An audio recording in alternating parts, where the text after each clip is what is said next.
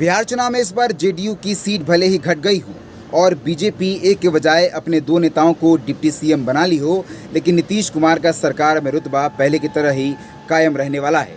मंगलवार को मंत्रियों के विभाग का बंटवारा किया गया, जो कि पिछली सरकार यानी पहले की तरह बीजेपी और जेडीयू के बीच बांटे गए। इस तरह से सारे अहम और भारी भरकम मंत्रालय जेडीयू ने एक बार फिर अपने पास रखा है। नीतीश कैबिनेट की मंगलवार को हुई बैठक में नई सरकार के लिए मंत्रियों के विभाग भी तय किए गए। मंत्रियों के विभागों के बंटवारे में तमाम विभाग जो जेडीयू के पास थे उसे जेडीयू ने अपने पास ही रखा है और बीजेपी के पास जो विभाग थे वो उसे अभी भी मिले हैं।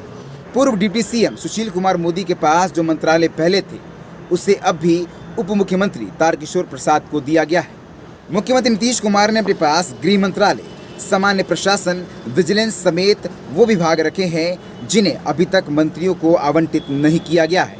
इसमें सबसे महत्वपूर्ण गृह मंत्रालय और सामान्य प्रशासन है। हालांकि माना जा रहा था कि गृह विभाग बीजेपी अपने पास रख सकती है। इस तरह से नीतीश कुमार ने अपने राजनीतिक रुतबे को पहले की तरह ही बरकरार रखने की कोशिश की है, जबकि लग रहा था कि इस बार उनका सियासी कद कम हो सकता है। जेडीयू कोटे से मंत्री बने विजय चौधरी को ग्रामीण अभियंत्रण विभाग, ग्रामीण विकास विभाग, जल संसाधन, सूचना और प्रसारण और संसदीय कार्य विभाग का जिम्मा सौंपा गया है। पिछली सरकार में विजय चौधरी विधानसभा अध्यक्ष थे और उन्हें जिन मंत्रालय की जिम्मेदारी मिली है वो सभी विभाग जेडीयू खेमे में मंत्रियों के पास थे। पिछली सरकार में ग्रामीण विकास मंत्री श्रवण कुमार के पास था, जबकि सूचना विभाग अशोक चौधरी देख रहे थे। जेडीयू कोटे से एक बार फिर नीतीश सरकार में मंत्री बने विजेंद्र यादव को पिछली सरकार की तरह ऊर्जा मंत्रालय की जिम्मेदारी दी गई है। इसके अलावा उन्हें निषेध, योजना और खाद्य एवं उपभोक्ता मामले का मंत्रालय सौंपा गया है।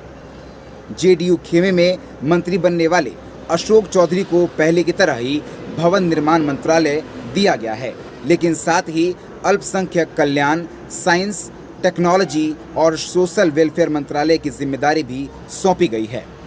जेडीयू से पहली बार मंत्री बने मेवालाल चौधरी को शिक्षा मंत्रालय दिया गया है, जबकि पिछली सरकार में ये विभाग जेडीयू के कृष्णानंदन प्रसाद वर्मा के पास था। नीतीश सरकार में डिप्टी सीएम तारकिशोर प्रसाद को वित्त, कमर्शियल टैक्स, पर्यावरण और वन आपदा प्रबंधन, शहरी विकास के साथ सूचना प्रौद्योगिकी मंत्रालय की जिम्मेदारी सौंपी गई है। वहीं नीतीश की पिछली सरकार में इन विभागों की जिम्मेदारी सुशील मोदी के पास थी। बीजेपी कोटे से दूसरी डिप्टी सीएम रेणु देवी को पंचायती राज, पिछड़ी जाति का उत्थान और ईबीसी कल्याण के साथ उद्योग मंत्रालय की जिम्मेदारी सौंपी गई है। पिछली नीतीश सरकार में पंचायती विभाग बीजेपी के कपिल देव कामत और पिछड़ी जाति का उत्थान, ईबीसी कल्याण विभाग बीजेपी के विनोद सिंह संभाल रहे थे। बीजेपी के पुराने चेहरों में मंत्री बनने वालों में मंगल पांडे इकलौते नेता हैं जिन्हें एक बार फिर अपने पुराने विभाग स्वास्थ्य मंत्रालय और सड़क एवं परिवहन मंत्रालय की जिम्मेदारी मिली है। नीतीश की पिछली सरकार में भी स्वास्थ्य विभाग की जिम्मेदारी वो संभाल रहे थे, जबकि सड़क मंत्रालय नंदकिशोर यादव के पास था। हालांकि इस बार उन्हें कला और संस्कृति मंत्रालय का अतिरिक्त जिम्मा भी मिला है। वहीं पहली बार मंत्री बने बीजेपी के अमरेंद्र प्रताप सिंह को कृषि, कोऑपरेटिव और गन्ना विभाग का प्रभार मिला है। पिछली सरकार में इन विभागों की जिम्मेवारी राणा रणधीर सिंह और प्रेम सिंह संभाल रहे थे। रामप्रीत पासवान को पीएचईडी यानी पब्लिक हेल्थ एंड इंजीनियरिंग विभाग दिया गया है, जो कि पिछली सरकार में विनोद कुमार झा के पास था। जीवेश कुमार को पर्यटन, श्रम और खनन मंत्रालय का जिम्मा मिला, जबकि पिछली सरकार में श्रम विभाग बीजेपी के विजय कुमार सिन्हा और पर्यटन कृष्ण कुमार ऋषि के पास था। हाँ ठीक है।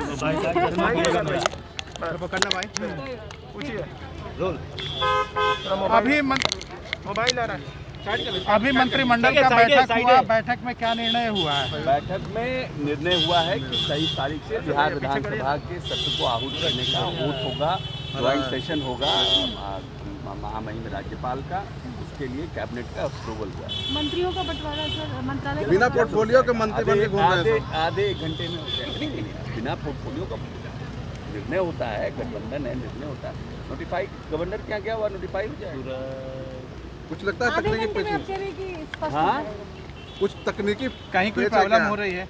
आप लोग प्रॉब्लम नहीं करिएगा तो कोई प्रॉब्लम नहीं है, आप लोग प्रॉब्लम करना चाहिएगा तो बहुत प्रॉब्लम है। आप बोलना भी नहीं चाहते हैं। एक सेकंड